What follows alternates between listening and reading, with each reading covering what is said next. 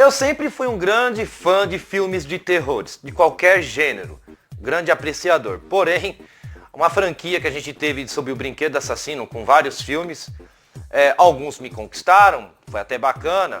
A história também, ela tem uma certa lógica que acaba ali te entretendo. E alguns ali me deixaram, sabe, assim, entediante, não era necessário. E agora lançaram mais um, com muitas coisas diferentes. E é isso. Roda a vinheta.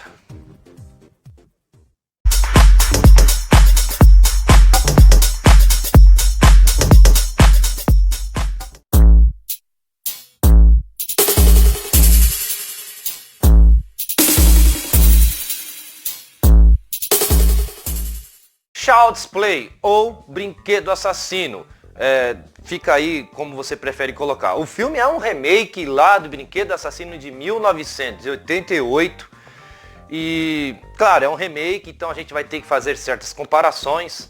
O filme foi dirigido pelo Lars Cleverberg, não tenho nenhum filme dele, então não dá muito para avaliar, mas aqui ele tenta implantar, ele coloca vários elementos onde tentam deixar o filme bem no suspense, bem no horror, algumas cenas bem adaptadas, outras, não me surpreendeu muito, tentando também deixar o personagem principal bem assustador. Tudo começa quando o novo brinquedo é lançado e Andy acaba ganhando de sua mãe de presente um boneco que acaba vindo com um problema técnico, um reajuste mal feito, que acaba surtando e matando todos que estão por ali, trazendo um suspense e um terror. Bom, eu tentei separar de 2 ou 3 plataformas nesse filme, mas vou tentar trazer 2, vamos lá.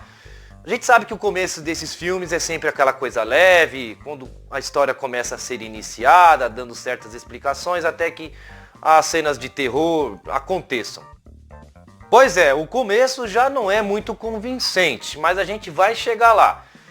Depois disso a gente já vê certas coisas de cenas de horrores, há umas certas adaptações bem legais, mas algumas não convencem, acabam ficando até meio repetitivas de alguns filmes antepassados, e algumas realmente fica muito no suspense ali, né? Antes que se inicie, há um atropelamento entre o suspense e o terror, nas cenas de terror, que algumas vezes, pouquíssimas vezes ficou bacana e outras não ficaram muito boas. Que aliás, o final, tenta salvar a história, mas aí já é meio tarde, não foi o suficiente para dar aquela sacudida no remake. Então, é tudo isso que eu posso dizer por enquanto, né? Há um começo bem leve, depois há ali as cenas onde há uma ação de terror, bem concretizada, algumas não ficaram bacanas. E o final, apesar de ter sido até um pouquinho pesadinho ali e tal, não conseguiu salvar, sendo porque a gente esperava muito mais do que um simples final bom. Bom, agora eu vou entrar em território de spoilers, então, se você não viu lá o filme, vai lá, assista, porque eu vou ter que fazer uma certa comparação também com o primeiro filme de 1988. Vamos lá. A gente sabe que lá o primeiro filme de 1988, a gente tem um assassino em série, que ao perceber que vai morrer, ele acaba passando lá a sua alma ao boneco, Chuck, e depois, com um tempo ali, durante boa parte da franquia, ele tenta passar a sua alma que está dentro do boneco para o Andy ou outra pessoa que seja, principalmente o Andy, que é um dos principais personagens. Então há uma lógica, a gente sabe por que ele quer matar os outros, por que ele quer pegar o Andy ali para passar o seu espírito ao garoto. Então a gente sabe, a gente entende ali por que ele faz isso, por que ele quer matar o garoto. Já neste que foi lançado recentemente, o último, o remake, a gente vê uma certa diferença, que não há ninguém ali dentro do boneco, não há um espírito, não há alma. O brinquedo veio com problema técnico, alguém ali na hora de configurar ele acabou errando, ele acabou surtando na batatinha, matando geral. Que fica, lógico, meio sem lógica, mas a gente vai chegar lá também. Outra coisa que a gente tem que fazer uma comparação é que o Andy lá do primeiro filme, ele tem de 6 a 8 anos. Então a gente entende o perigo que ele está correndo, ele não tem um entendimento de muitas coisas. O boneco está ali se aproximando dele. Então a gente sabe que há um perigo ali bem concretizado, que acaba até nos convencendo. Ao contrário desse, o Andy tem de 13 a 14 anos, onde ele tem mentalidade suficiente para entender o que representa de perigo. Ele não é incapaz de enfrentar o boneco que está com defeito e matando geral. Então, acabaram forçando um pouco nisso, onde não cria muita lógica. Já no elemento visual, na criação de cenas que aparecem em boa parte, a gente vê algumas adaptações, algumas novidades. O boneco tem ali uma certa conexão com vários aparelhos domésticos, criando ali vários fatos de perigo, né? Trazendo até algumas coisas inovadas, bacanas, dando um tom melhor ali na história. Há algumas cenas boas também com o próprio boneco, né? Não quero dar spoilers, outras não. Há um suspense, às vezes, atropelando as cenas de terror, onde, né, não sei se faltou criatividade e genialidade, mas houve isso. A trilha sonora ela é bem apegada, mas algumas vezes ela é desnecessária, ela é tediante.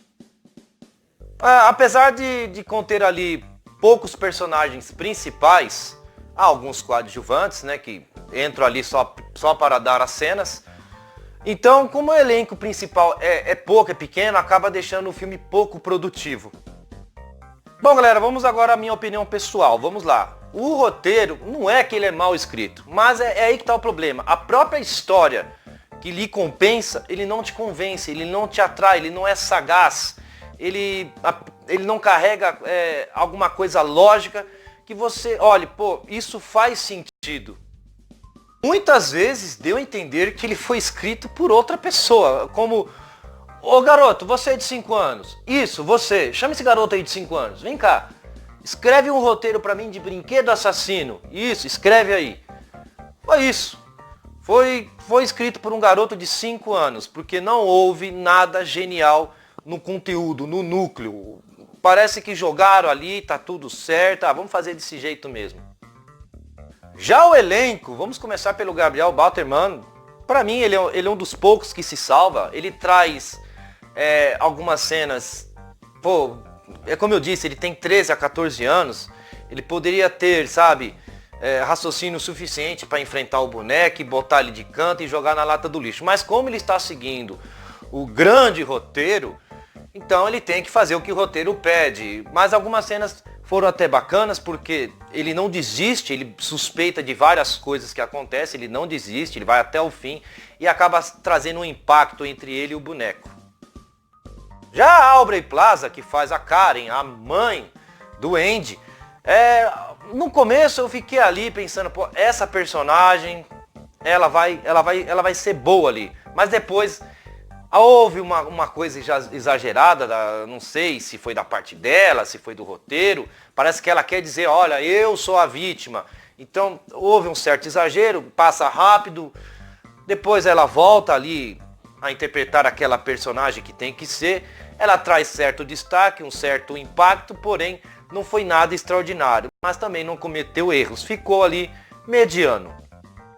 Já o Brian Thierry, que faz ali um detetive Mike, houve momentos que eu até achei bacana, houve momentos que eu já comecei a discordar do que ele queria ali na história. Então, teve horas que é melhor você não prestar atenção, né, no que ele vai, as decisões dele.